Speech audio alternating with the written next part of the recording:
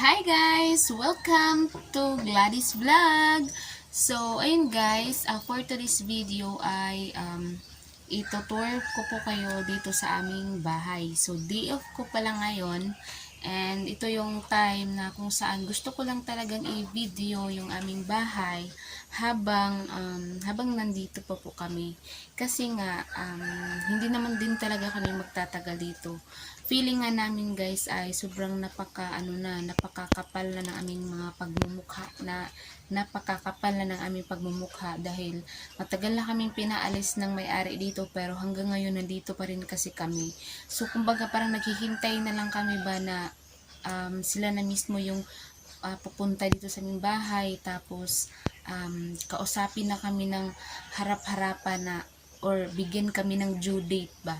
So, wala pa naman guys, kahit papaano and medyo na-discourage na din yung papa ko na bumalik pa doon sa DAR kasi nga parang syempre alam niyo naman guys na kapag mahirap ka lang lalo na yung sitwasyon ng papa ko, yung kaniuan niya na parang talagang mahirap tingnan yung papa ko kaya walang masyadong tumutulong sa kanya ng doon sa DAR para parang siya pa yung nagiging masama na para bang nagiging sinungaling siya.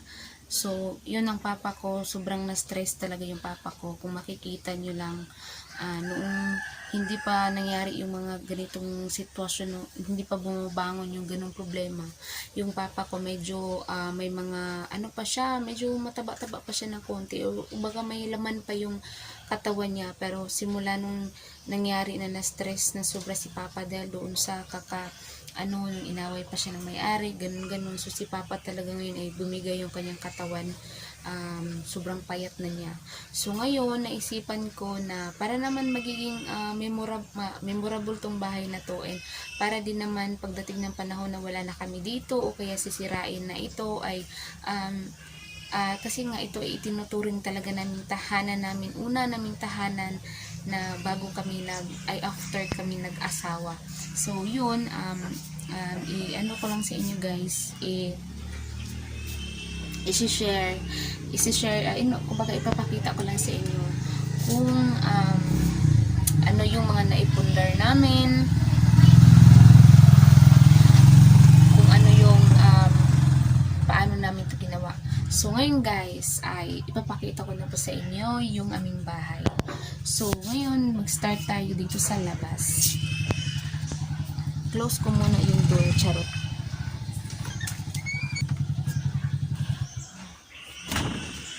So ito guys, ito yung itsurang bahay namin sa malayuan. Ito, ayun. So dati guys, yan, papakita ko na lang sa inyo in front. Bahan ito dito, kumbaga ginastusan din talaga namin para magkaroon na kami ng tindahan. Wait lang guys, parang nangangalay yung kamay ko ba, parang nagkurog bitaw ko guys. Yan. So ito yung tindahan namin dati and ito yung aming bahay. Yan. So meron kaming bintana, isang bintana na napakadilim. So yung bahay pala namin guys ay 1/2. Ito, hardiflex ito. Tapos ito naman ay ano lang yan, kanang 1/2 na hollow block. So ito yung aming pertahan. So yan, buksan na natin and pagkapasok dito sa bahay,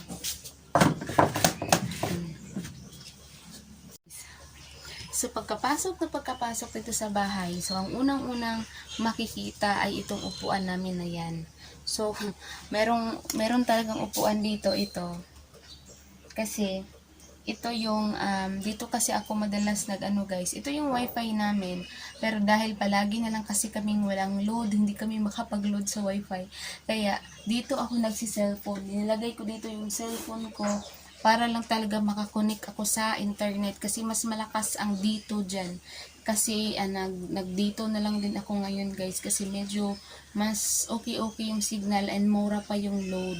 Tapos dati kasi smart ako. So ayun guys, yun ang pinaka unang bumungad. So, pasensya na kayo, hindi talaga ako nakapagligpit dyan. Tapos, ito, wala kami masyadong gamit kasi nga, hindi kami mahilig bumili ng mga gamit. And, ito lang din yung nabili naming electric fan sa ano yan, sa mga ano ko pa yan, nung nag-loan ako sa Pag-ibig. And, dito, meron kaming TV, yan. So, meron kaming TV, pero balak namin siyang ibenta kasi guys, hindi naman sa nagsisisi kami na meron kaming TV, pero sa totoo lang, para kasi hindi naman talaga siya gamit na gamit sa amin. Kaya nga, napag-isipan namin na, lalo na ngayon na sobrang nagigipit kami, kaya plano namin ay ibenta namin yung TV namin na yan. So yan po ay 24 inches man siguro yun guys, and Samsung. So siguro naghanap pa lang kami ng buyer, so ibibenta namin yan. Tapos ito ng mga speaker namin na naipundar din namin yan sa mga sahod ng asawa ko sa kanyang trabaho, ay ito namang ampli. And ito kasi medyo sira na to, nasira na kasi siya dahil palaging ginagamit yan ng kapatid kong babae. Tapos yun, kahit wala kami dito, nasira talaga siya. And yung TV namin ay okay pa naman, gumagana pa siya. And ito yung aming kwarto. So makikita nyo lang guys, sobrang ano pa yan, sobrang gulo-gulo. And then yung bintana namin ay wala kaming maayos na kortina. So yan, nilagyan lang namin ng kortina, tapos merong ano dyan, habol. And yun ang aming ano, so basta sobrang makalat pa talaga guys. Ayoko sanang i-vlog to, pero yun nagkaroon kasi ako ng confidence na mag-vlog kasi ako lang mag-isa dito sa bahay. And eto guys, ang isa pang kwarto namin, kumbaga dalawa yung kwarto namin. Yan ang isa pa namin kwarto. Tapos walang tao na natutulog dyan, mga lamok lang. And dito, sa kwarto namin guys, yun lang ang nalagyan namin ng ceiling. Ayan o. Yan ang nalagyan namin ng ceiling kasi nga wala kaming, unang-una wala talaga kaming budget para pang ceiling sa lahat. And simula nung nag-start kaming nag-ceiling dito, nilagyan ng ceiling dyan sa ibabaw, nagsimula namang bumangon yung problema na paalisin na kami dito, kaya hindi na namin tinuloy. So ang ginawa na lang namin, para magamit pa rin naman kahit paano, so yan, nilagyan namin ng double wall. Nag-double wall kami dati kasi walang double, hindi yan naka-double wall. And yun lamang ang makikita ninyo dito sa aming kwarto sa aming sala na nagkalat pa. Ayan, so sobrang liit lang ng bahay namin guys. And yun lang ang namin napundar dyan banda. And dito naman guys, ang aming kusina. Ayan o, hindi nyo ba ako makikita? So ito, hindi ko na lang kayo ibaba kasi nga mainit. So dito dun sa baba, ito, kita ko na lang sa inyo ng malapitan. So ayun guys, yan ang aming kusina. Dyan ang aming CR. Tas ito yung ref namin. Then yun na din ang nagiging ano namin yan, banggira namin, lagay ng tubig. And yun, meron kaming dyan, butin. Yun lang. And dito, ito yung table namin na kung saan may pakain pa ng baboy, and dito kami kumakain. So dito sa bahay namin guys ay kaunti lang talaga yung mga gamit namin. Nagsimula sa plato, sa kutsara, sa upuan, sa habol. So dalawa lang talaga. Kaya kapag may bisita kami, talagang namumroblema ako na ano ba yung saan ko ba ipahiga. Wala kaming banig, wala kaming kumot, wala kaming unan, kasi nga unang-una hindi talaga ako mahilig bumili ng mga bagay-bagay na sa tingin ko naman ay hindi siya masyadong nagamit. So ngayon guys, naisip namin talaga na ibenta yung aming TV na ito. So bubuksan ko guys. Ayan. So yun ang aming TV. So naisipan ko talaga na ibenta siya. hindi lang ako. Nung una ay ayaw kong pumayag kasi una, yung asawa ko naman talagang gustong ibenta yan.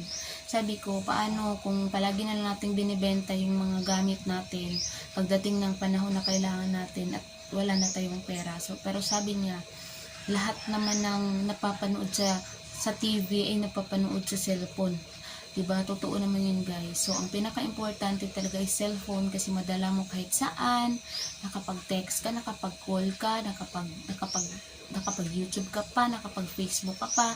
Yung TV ay wala namang, yan, hindi mo naman yan madadala. And lahat naman na nakikita sa cellphone ay, kasi yan, guys, smart TV. So, kung minsan, ginagamit ko yung cellphone ko, charge ko siya. So, doon ako sa TV nanonood, pero ang kaso lang, kailangan pa siya ng internet kasi nga, wala kaming, dati kasi meron kaming signal, nasira. So, at saka tingin naman namin na sayang naman naglo-load kami, hindi naman namin nagamit. So, ayan guys. So, yun lamang ang mga naipundar namin dito sa bahay. Yun lang, yung ref namin, yung TV, meron kaming washing machine doon sa CR, and yung ampli namin na nasira na din, pero kahit papaano ay nagamit pa rin naman siya. So, yun lamang guys. And sa susunod ko na vlog ay isi-share ko sa inyo kung anong nangyari sa aking isang YouTube channel na monetize na YouTube channel, kung anong nangyari, bakit siya nawala, at bakit hindi ko na siya binuksan, hindi ko na siya ginamit, at hindi na din ako nag-update doon kahit kailan, nung simula nung nangyari ang mga pangyayaring yun. So, ito lang yung masasabi ko guys, at ang maano ko sa inyo na sana, alam ko naman na yung mga ina-uploads ko dito ay hindi naman siya, kumbaga hindi siya patok sa mga, kahit nga ako, madalas lang akong tumitingin sa mga ganitong content, no? Pero, sana guys, i-subscribe nyo lang yung aking channel, and i-like na lang din. Support lang guys ba, bilang small YouTuber na nagsisimula pa lang ng journey. So, ayun lamang guys, and kung nagustuhan nyo po ang video nito, paki-like and subscribe. Thank you so much guys for watching this vlog. Hanggang sa susunod na video, paalam!